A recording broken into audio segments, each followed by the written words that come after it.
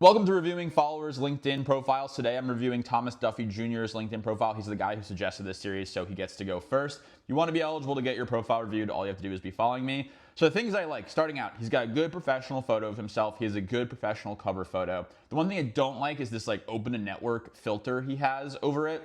Every college kid on LinkedIn is open to network. I don't think you should include that. The second thing is he has a good little blurb on himself up here at the top and a bio about him.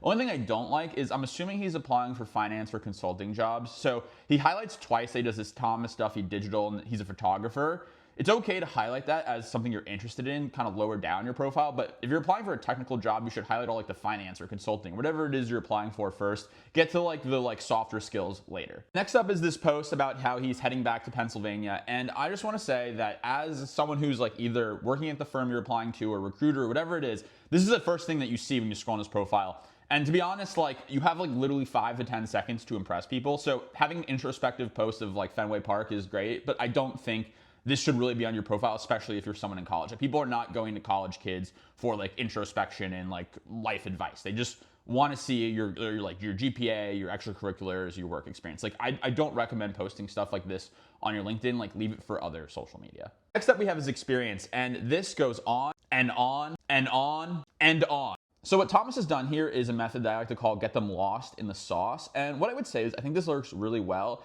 if you have a bunch of brand name logos on your resume, on your LinkedIn, all these things. Unfortunately for Thomas, like I don't think a lot of these are that like brand name recognizable. Like he has his photography thing listed. He has the Suffolk Finance and Investment Club listed. I think you should focus on a couple more salient points, highlight those, and just focus on flushing those out. And again, he has this is his very first experience, the Thomas Duffy Digital. I think it's fine again to highlight that, but if you're applying for finance and consulting stuff, like have the actual finance stuff listed first. And again, for the education section, he's employing the get them lost in the sauce kind of methodology here. And I think this is fine. It's okay to have a lot of stuff, but generally speaking, if you're trying to drive home why, especially if you're coming from a non-target school, you want to work in finance or you want to work in consulting, these are the 3 things that make me differentiated from all the other non-target kids, something that makes you stand out. And like having like your GPA buried in the 3rd paragraph of your college overview, I don't think is like the way you should be going about doing that, at least for me personally. So overall, I think Thomas's profile is very polished. It's very professional looking.